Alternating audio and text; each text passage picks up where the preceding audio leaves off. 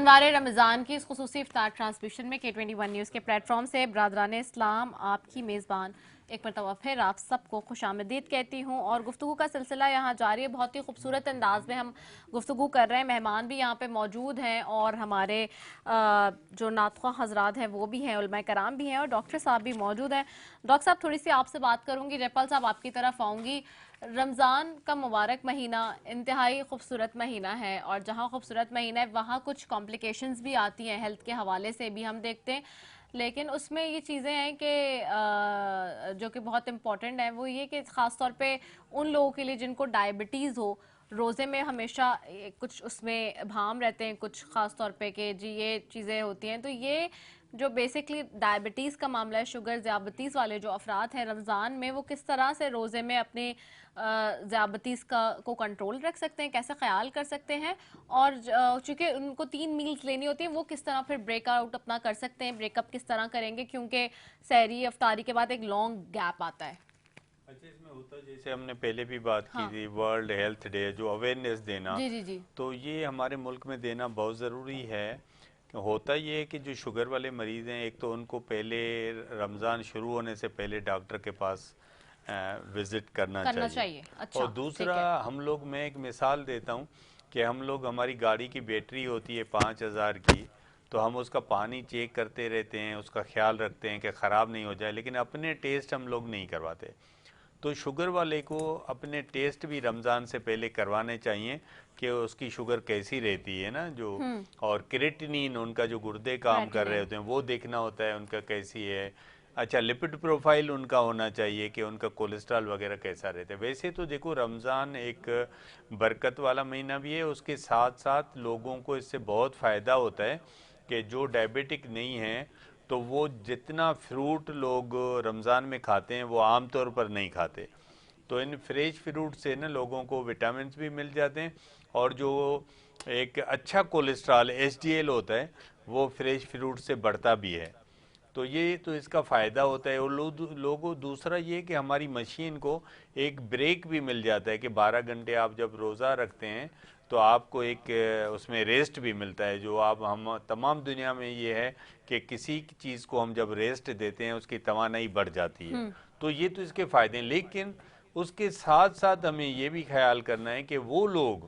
جن کے لیے پانی بہت ضروری ہے، یا ان کی گردوں کی حالت صحیح نہیں ہے، کہ یا کریٹینین پہلے بڑھی ہوئی ہے، تو میں نے اس لیے جیسے شروع میں بولا تھا کہ ان کو ایک دفعہ پہلے ہی رمضان سے ڈاکٹر کے پاس جانا چاہیے، اور بلکہ رمضان سے پہلے بھی 1-2 اپنا وہ کر سکتے ہیں کہ ان کو اندازہ ہو کہ ہمیں کوئی تکلیف نہیں ہوتی ہے اور رمضان میں ان کو روزے میں کوئی پرابلم نہ ہو، تو یہ چیزیں کی جا سکتی ہیں۔ اور دوسرا، ان کو اپنا خیال کرنا چاہیے۔ باقی جو شوگر والوں کے لیے جو انسولن پہ ہوتے ہیں، ان کو یہ ہوتا ہے کہ انسولن کا ڈوز صبح والا رات کو لگایا جاتا ہے اور رات والا صبح کو لگایا جاتا ہے، کیونکہ جو سحری پہ اتنا لوگ نہیں کھاتے جتنا افطاری پہ کھاتے ہیں، تو اس لیے اس کا ڈوز چینج کیا جاتا ہے۔ تو شوگر کے جتنے بھی مریض ہیں تو ان کو چاہیے کہ ایک دفعہ رمضان سے پہلے ڈاکٹر کے پاس جائیں، اور دوسری ہمیں عادت ڈالنی چاہیے کہ ہم اپنے ٹیسٹ جو ہے سال میں ایک دفعہ ضرور کروائیں، کیونکہ ہم ٹیسٹ نہیں کرواتے اور ہمیں پتہ بھی نہیں ہوتا ہمارا کیلشیم صحیح ہے یا کم ہے، ہم خود ہی کیلشیم کھا رہے ہوتے ہیں، اور ہمیں پتہ نہیں ہوتا وٹامن ڈی اگر پوری ہے تو بھی وٹامن ڈی لے رہے ہوتے ہیں، تو یہ جیسے بیٹری میں زیادہ پانی ڈالنے سے بیٹری خراب ہو جاتی ہے، تو ہمیں بھی اوور نہیں کرنا ہے۔ تو ایک دفعہ ہم اگر 2-3 ہزار اپنی صحت پہ سال میں خرچ کرتے ہیں تو میں سمجھتا ہوں اس سے بہت فائدہ ہوتا ہے، تو یہ لوگوں کو، لیکن رمضان سے ویسے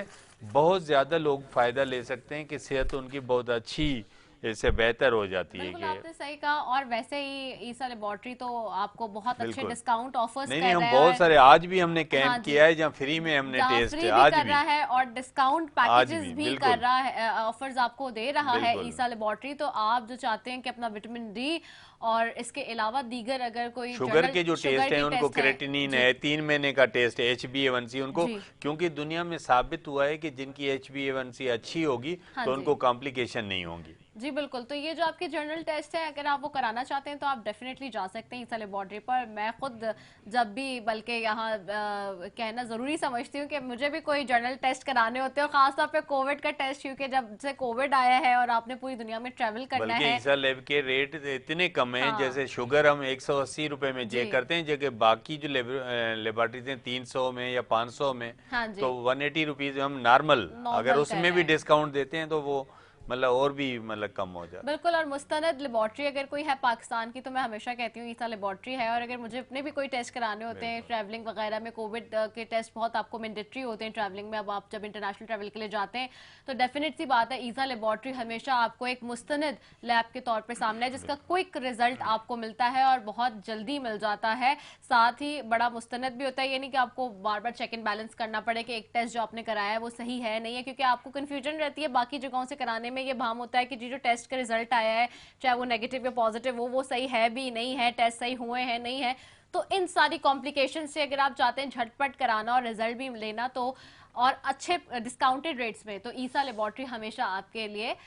موجود ہے. جی تو اچھا اب آگے بڑھتے ہیں, آگے سلسلے کو بڑھائیں گے. جی علامہ سجاد شبیر رضوی صاحب اور مفتی وسیم صادق بندگی صاحب ہمارے ساتھ موجود ہیں, اور بڑی خوبصورت بات ہم بریک پہ جانے سے پہلے کر رہے تھے, رمضان رکھ کے رمضان کی جو اہمیت افادیت اور اس کا معاملہ ہے سارا, اس پہ بات ہو رہی تھی. ساتھ ہی آج کا خوبصورت سا موضوع حضرت یوسف علیہ السلام کے حوالے سے ہم نے رکھا ہوا ہے, اور ان کی زندگی کے پہلوؤں پہ اگر روشنی ڈال رہے ہیں اور خاص طور پہ ان کے واقعات کی طرف چلے جاتے ہیں تھوڑا سا.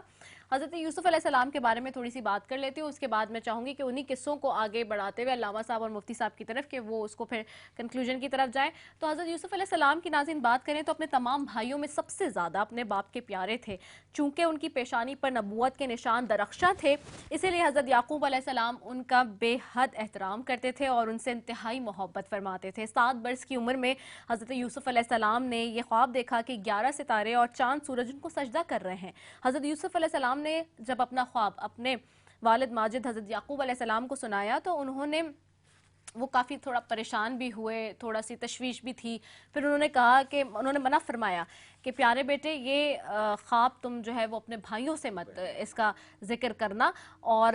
چونکہ لوگ جذبہ حسد میں ایسا نہ ہو کہ تمہارے خلاف کوئی چال چل دے. تو یہاں سے آپ کو دیکھیں ناظرین, اب یہاں تھوڑا سا رکنا وقفہ کروں گی اور اس کے تھوڑا سا جو موجودہ زندگی ہے, جو موجودہ دور حال ہے, اس کے حوالے سے بات کروں گی کہ یہ وجہ ہے کہ جب آپ کی کوئی اچھی خوشخبری یا کوئی بات ایسی پازیٹیو یا چیز آپ کو مل رہی ہوتی ہے تو لوگ کہتے ہیں, بڑے بزرگ کہتے ہیں کہ جی تھوڑا سا اس کو آپ لوگوں سے اتنا زیادہ اس کو کھل کے نہ بتائیں یا بیان نہ کریں, کیونکہ دیکھیں نا جیلسی فیکٹر تو تب بھی تھا, آج سے پچھلے کئی 100 سال 1000 سال گنا پیچھے چلے جائیں تب بھی تھا, اور آج بھی وہ پریویل کرتا ہے. تو جو یہ کہا جاتا ہے حسد بغض, یہ جو لوگوں کو ہوتا ہے دوسرے کو دیکھ کے, اس کی پوزیشن دیکھ کے, اس کی عزتیں دیکھ کے, جو کہ رب تعالیٰ دینے والا ہے, کسی کے ہاتھ میں کسی کی عزت نہیں ہے. عزت دینا اور لینا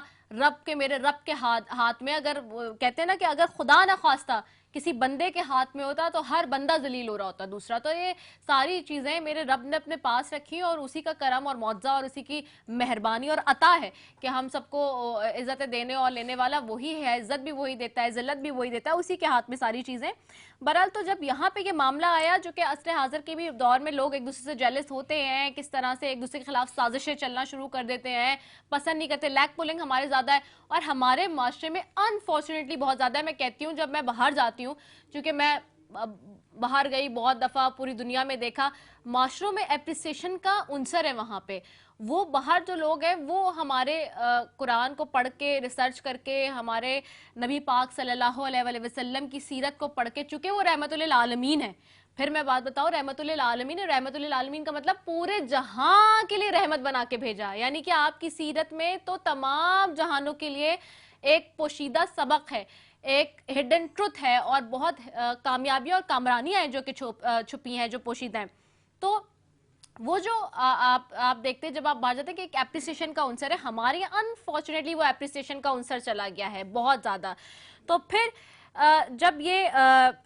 آگے بڑھوں اسی حوالے سے کہ جب چنانچہ ایسا ہوا کہ ان کے بھائیوں کو ان پر حسد ہونے لگا, اور یہاں تک کہ سب بھائیوں نے آپس میں مشورہ کیا کہ ان کو کسی طرح گھر سے لے کر جنگل میں جائیں اور کنویں میں ڈال دیں, اور یہ منصوبہ اور اس کی تکمیل کے لیے سب بھائی جمع ہو گئے اور حضرت یعقوب علیہ السلام کے پاس بھی گئے.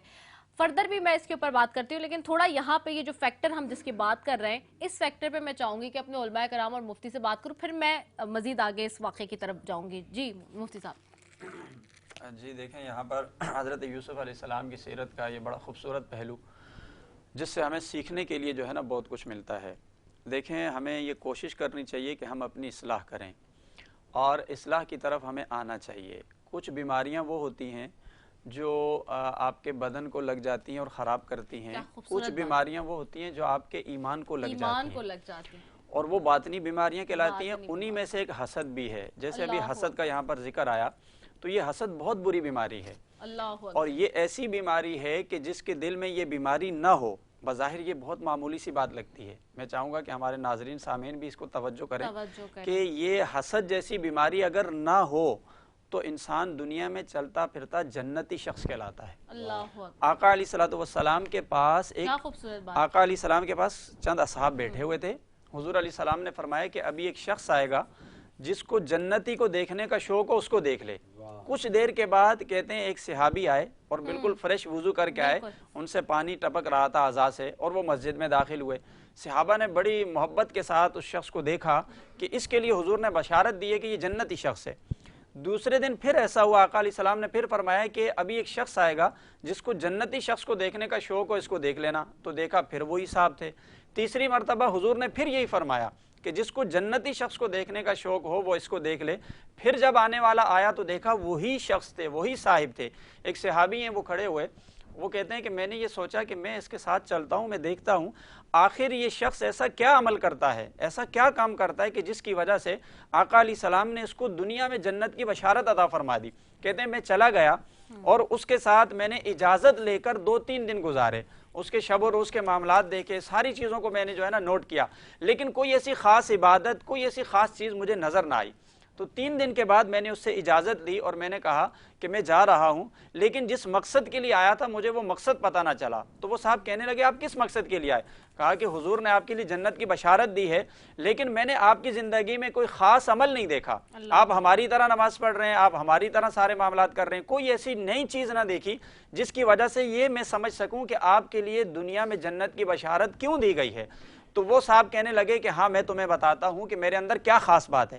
وہ صحابی کہتے ہیں کہ میرے دل میں کسی کے لیے حسد نہیں ہے.